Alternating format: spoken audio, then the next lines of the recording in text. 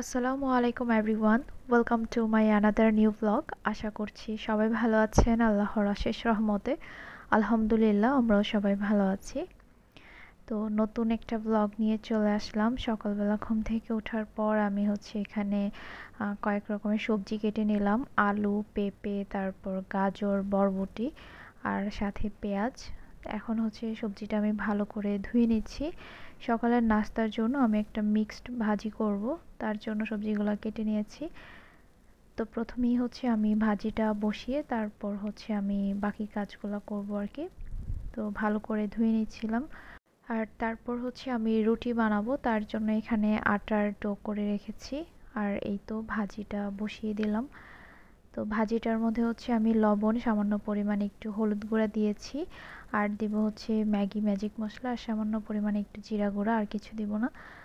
তো এই তো আমার রুটি বানানো হয়ে গিয়েছে, ওইদিকে ভাজিও হয়ে গিয়েছে। তো এই ছিল আমাদের সকালবেলার নাস্তা। নাস্তা খাওয়ার পর ঘরের কাজ শেষ করে আমি চলে আসলাম রান্না করতে। তো এইটা ছিল আমার শুক্রবারের ভিডিও। তো এই যে এখানে আলু কেটে নিলাম আর গরুর মাংস নামিয়েছি।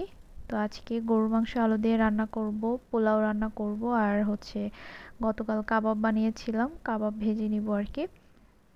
শুক্রবারে একটু স্পেশাল খাওয়া দাওয়া আমাদের হয়।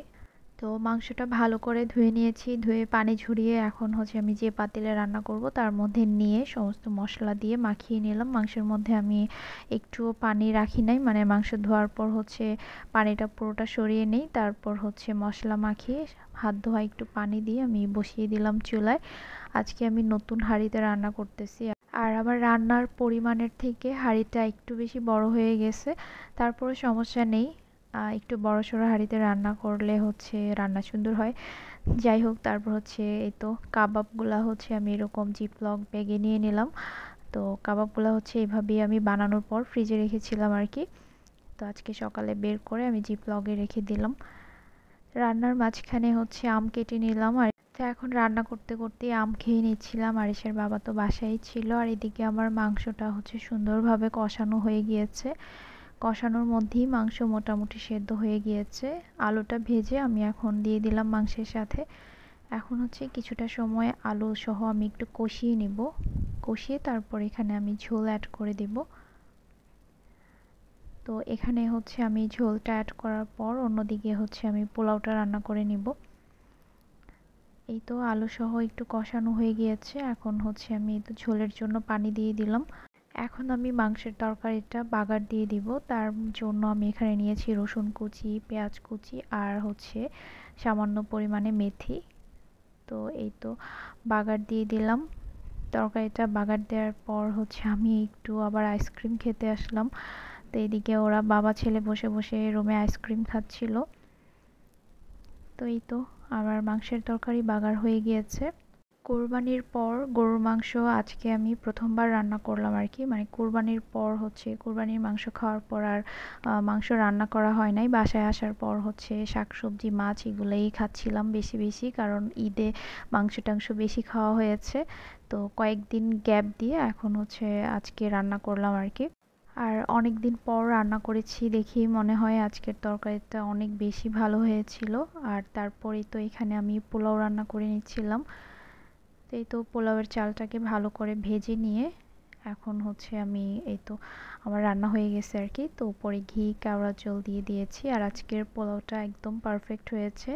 এবার বাড়ি থেকে আসার সময় আম্মুর কাছ থেকে পোলাও রান্নাটা আরও একটু ভালোভাবে শিখে আসছিলাম, কারণ আমি যতই ভালোভাবে রান্না করি না কেন আমার আম্মুর হাতের পোলাওয়ের মতো ঝরঝরা হয় না। তাই এবার এসে আম্মু আমাকে যে যে টিপসগুলো বলেছে ওইগুলো ফলো করে আজকের পোলাওটা আমি রান্না করেছি। তো এই তো আমার পোলাও রান্না হয়ে গিয়েছে, উপরে কিছু বেরেস্তা দিয়ে দিয়েছি, আর পোলাওটা অনেক সুন্দর ঝরঝরা হয়েছিল। তারপর আমি এখানে কিছু কাবাব ভেজে নিচ্ছিলাম। তো রান্নাবান্না শেষ করার পর রান্নাঘরের সব কাজগুলো আমি করে নিয়েছি পাশাপাশি। একদিকে রান্না করতে করতে অন্যদিকে আমি রান্নাঘরের গুছানোর কাজ করতে থাকি। তো সেজন্য রান্নার পর সাথে সাথেই দেখা যায় যে সব কাজই শেষ হয়ে যায়। আর এই তো কাবাবগুলো ভাজার সময় অনেক বেশি ফুলতেছিল। তো এই ছিল আমাদের আজকের খাবারের মেনু। এই যে আলু দিয়ে ঝাল ঝাল করে গরুর মাংসের তরকারি, সাথে হচ্ছে ঝরঝরা পোলাও আর হচ্ছে মজাদার বিফ টিকিয়া। আলহামদুলিল্লাহ, তো এই তো আমার রান্না বান্না শেষ। তো এই যে পোলাওটা হচ্ছে আমি একটু পর একদম নিচ থেকে উপর পর্যন্ত আর একটু মিক্স করে নিব আর কি। রান্নার পর আর নাড়াচাড়া দিই নাই। এখানে আমি সালাদ কেটে নিয়েছি আর আছে একটু বেরেস্তা আলাদা করে রাখলাম। এখানে আরিশের বাবা এখন মসজিদে যাচ্ছে নামাজ পড়তে, আর আরিশ তার আগেই বলতেছে, মা দেখো আমি রাগ করেছি। তো ওকে আমি খাওয়াতে বসছিলাম, সে রাগ করেছে। তো ওর বাবা যখন বাসা থেকে বাইরে বের হয় বা সকালে অফিসে যায়, সে সজাগ থাকলে এভাবে রাগ করে আর কি। দুই দুই হাত বুকে নিয়ে এই জায়গাটাতে এসে দাঁড়ায় থাকবে আর আমাকে বলবে, মা দেখো আমি রাগ করেছি বাবার সাথে, বাবা আমাকে নিচ্ছে না, এগুলা বলবে। তো এই যে আজকে হচ্ছে খাওয়া থেকে উঠে এসে সে এখানে রাগ দেখাচ্ছে তার বাবার সাথে আর বলতেছে আমাকে মসজিদে নিচ্ছে না বাবা। এটা হচ্ছে ওর একটা ঢং আর কি।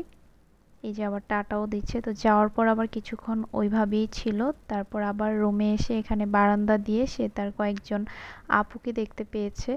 আমার ছেলের আবার আপুর অভাব নাই, পাশের বাসার ছাদে দেখা যায় কেউ আসলেই সে ডাকতে থাকে, আপু এই আপু কেমন আছো। তো আজকেও এই যে এখানে সে একজনকে ডেকে বলতেছিল, এই আপু তুমি কি করছো। তো মেয়েটা হচ্ছে ছাদে গাছ লাগাচ্ছিল। তো আরিশের ডাক শুনে সে আবার কাছাকাছি এসে দাঁড়িয়ে আরিশের সাথে অনেকক্ষণ কথা বলল। তারপর আরো কয়েকজন আসছিল ছাদে, ওদের সাথেও আরিশ বেশ কিছুক্ষণ কথোপকথন চালালো। তারপর হচ্ছে ওর বাবা নামাজ পড়ে চলে আসছে আর আমি এখন একটু খাবার বেড়ে নিয়েছি, আজকে দারোয়ান চাচাকে খাবার দিব। তো আজকে এই পর্যন্তই, আল্লাহ হাফেজ।